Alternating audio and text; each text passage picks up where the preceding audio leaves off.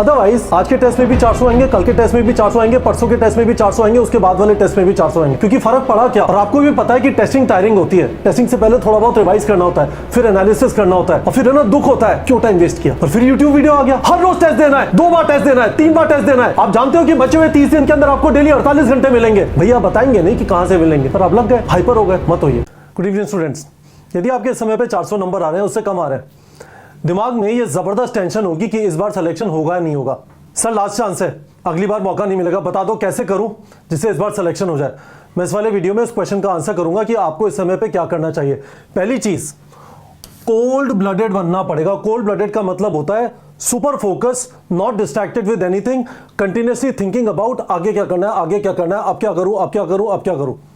इस समय से नीट एग्जाम में करीब 32-33 दिन बचे हुए हैं। You have to be very very precise about what you do. मैं आपको बताता हूं 400 के स्कोर पे आप क्या कर सकते हैं और कौन सी चीजों के ऊपर आपको टाइम वेस्ट नहीं करना चाहिए। पहली चीज, 3 राउंड मेथड अप्लाई करना है। This is the only way you can manage time. ऐसा हो सकता है आपके 400 नंबर आ रहे हैं पर आपकी पढ़ाई 500 वाली है, पर आप टाइम को प्रॉपर्ली मैनेज नहीं करते, पेपर छूट जाता है, या आप बहुत ज्यादा टाइम लगाते थे क्वेश्चन पे। इस वाली चीज को आप आराम से फिक्स कर सकते हैं। आप अपने लेवल को सिग्निफिकेंटली इंप्रूव नहीं कर पाएंगे, पर आप टाइम मैनेजमेंट की वजह से जो आप ट्रूली डिजर्व करते हैं, मैं वापस बोल रहा हूं, सुन लीजिए मेरी बात, जो आप ट्रूली डिजर्व कर सकते हैं वो आपको मिल जाएगा। तो पहली चीज, 3 राउंड मेथड। वीडियो के डिस्क्रिप्शन में लिंक्स है 3 राउंड मेथड के। एक टेलीग्राम ग्रुप है जिसके ऊपर अभी तक हमने 3 राउंड मेथड के ऊपर कुछ छोटे छोटे टेस्ट कराए हैं जो सारे नीट एस्पिरेंट्स के लिए फ्री हैं। उनको जाके अटेम्प्ट कर लीजिए जो मैंने वीडियो के अंदर मेथड बताए हैं, और उससे आपका स्कोर में डेफिनेट इंप्रूवमेंट हो जाएगा। पहली चीज। दूसरी चीज, शांति रखिए। आपके दिमाग में शांति होगी तभी आपके हाथ में क्रांति होगी। डायलॉग। क्यों? क्योंकि आपके ऊपर जबरदस्त प्रेशर होगा इस टाइम पे।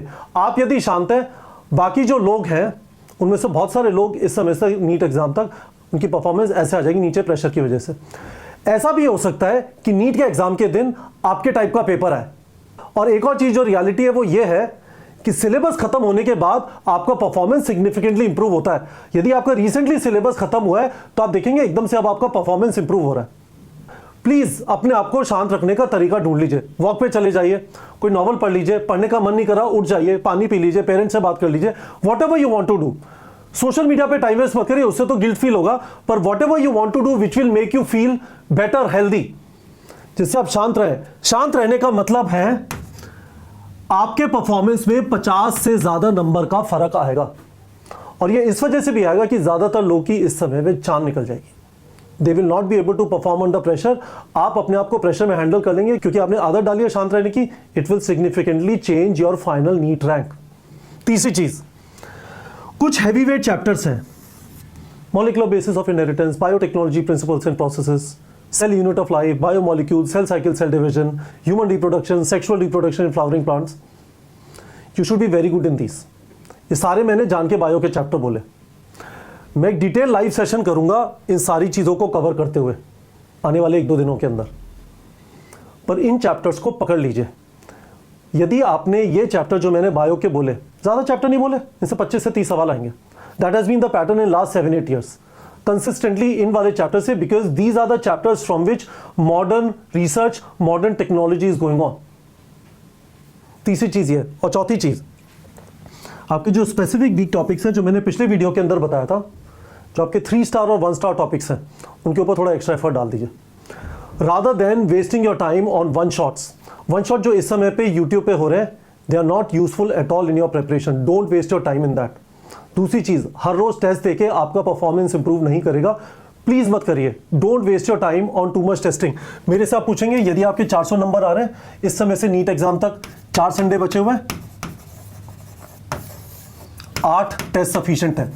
4 क्लास में दे लो और 4 घर पे दे लो। बाकी सारा टाइम, यदि आप मेरी बात सुनना चाहते हैं, अदरवाइज आज के टेस्ट में भी 400 आएंगे, कल के टेस्ट में भी 400 आएंगे, परसों के टेस्ट में भी 400 आएंगे, उसके बाद वाले टेस्ट में भी 400 आएंगे।